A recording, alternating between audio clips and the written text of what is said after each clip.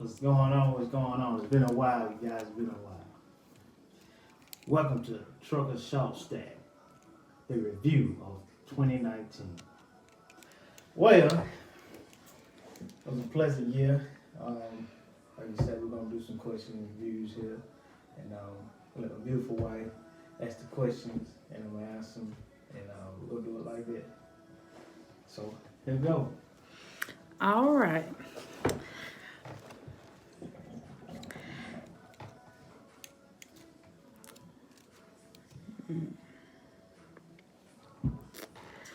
It's all right. How, how was your first year on an op, being that this was considered a bad year for the trucking industry? I consider the first year was a challenge. I survived. I learned a lot. I was able to understand the market at its low before it's high. So I feel like if this was the low, if this was the low, anything better than this, I should prosper. So I'm gonna leave 2019 where it was at. 2020, we're gonna hope for the best. You know, run these trucks or run my truck. And kind of figure out what it is. All right. Let's see. What made you want to become an owner op, being that you were company driver for almost 2.5 years? Well, becoming an owner op, I always had that plan. I planned that before I even started trucking. Like I say, those that follow me, I already knew I had a truck day one before I even got my CDL. I owned a 2001 Freightliner Classic, old school truck. Like Trucker Andrew say, you go old school, you go right. So I started out before pretty much a lot of these guys that had their trucks on YouTube. Straight to it. I had a plant. I worked 6 years in the plant, and I got tired of looking at the walls of the plant and watching truck drivers go in and out. Play their music, enjoy their day. So therefore, I just went about it and said, hey, I'm going to do trucking. Okay. What was the hardest part of starting up? The harder part is starting up. Well, I'm gonna take a sip of that one. Y'all might hear my dogs in the background, but the hardest part of me starting up was understanding where to start, how to start, and where to go. It was not easy finding a company to go with, finding a company to agree on the things that you like. Because first off, you got to establish your relationship with what you want and what they want. Once that lines up, then therefore you can go ahead and say, hey, lease on to the company, start your path working for a company. Because at the end of the day, it's a contract, so they gotta meet their half, and you gotta meet the half of them, and that's pretty much it. Being that you were a company driver and you drove a newer truck, what would you tell us that the difference was between driving an older truck than it is driving a newer truck, and which one would you actually prefer? I would say the difference in driving a newer truck and an older truck was you kind of find out what the situations, what was transpiring in an older truck because it kind of told you, like you kind of understood the mechanical side, you'll know exactly where to go to. In a newer truck, you got codes to read off. If something happened, you gotta go to a shop or you gotta look up the code. And everybody's not computer savvy, so I was able to see a better engine with the old school because I had more problems with the new school, and I prefer old school. Since you've been driving and since you've been on op, we know you have met a whole bunch of people on the road. So who have some people that you look up to or you consider a mentor since you've been driving? Wait, I really don't look up to none of them because I see the truth of it now. ones I met, PH. I met uh,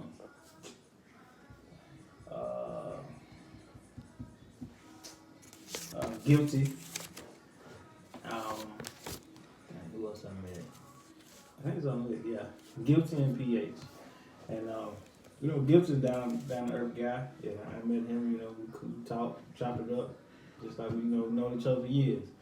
And PH, he was a cool dude too, man. Different sides of the spectrum.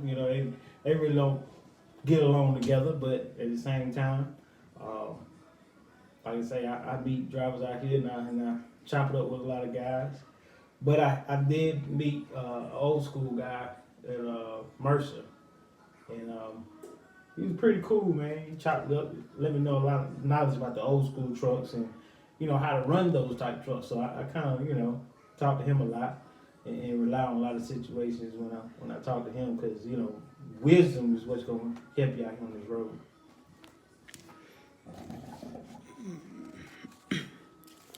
What or where do you see yourself going in 2020?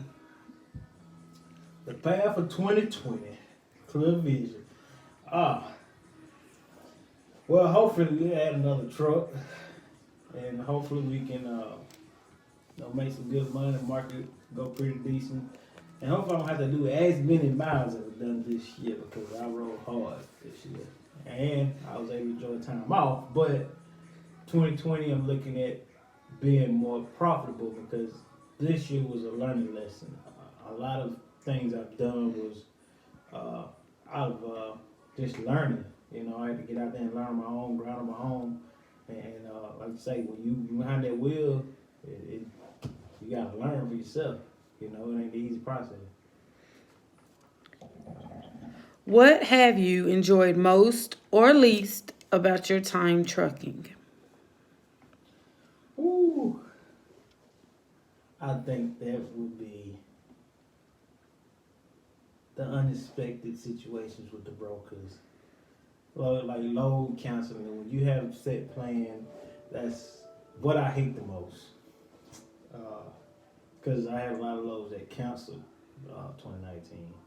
And it comes out to be where you can book it out for the week and you have a plan to go a certain way, go a certain direction, and you might end up like, well, I'm headed to like, let's say Pennsylvania, and I end up going towards Arkansas or Texas because of the Lowe's auction, and having to be with Mercer, you're picking on Lowe's, but when it comes time to go get the load, they might cancel what you're sitting out there. So that was the part I really, really hate. I didn't understand it because I was like, okay, I'm new, I'm learning, and I had to really learn the process of I always have a plan B when it comes to trucking. I never go with plan A. All right. Last but not least, what's some advice would you give the ones thinking about becoming an owner-op or even getting their CDLs from things that you have already went through yourself?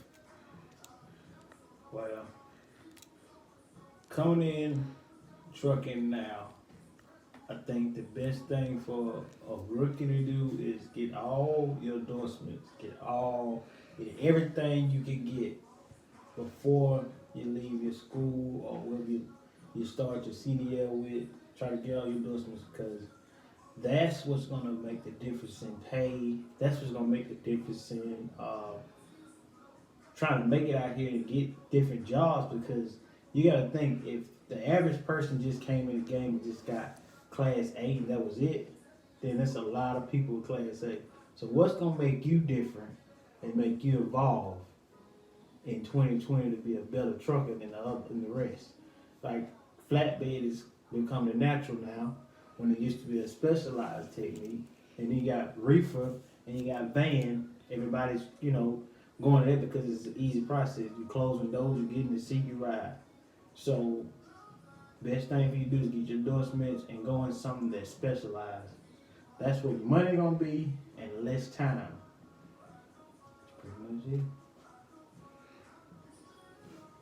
So that's all you have to tell us about the trucking? So far, so good, man. We on episode 1. This is first take, so we gonna come back with another one. Probably tomorrow, you know, I'll discuss some more stuff, man, answer more questions for y'all because I've been missing from YouTube all year long, man. I just took time away from YouTube. I took time to focus on my business, focus on my craft, get it better. And so now I will be coming back with a lot of videos, a lot of reviews, a lot of information about companies, pay, you know, what stuff to look for next. Like I say, it's short stacks. I'm out here. Like and subscribe. Hit that button. Click, click, click. It's only a click away. You're gonna find out about stuff that a lot of people ain't talking about because it become a comedy show on the trucking interview. I'm gonna keep it real. We just keep 100. This trucker show stack. See you.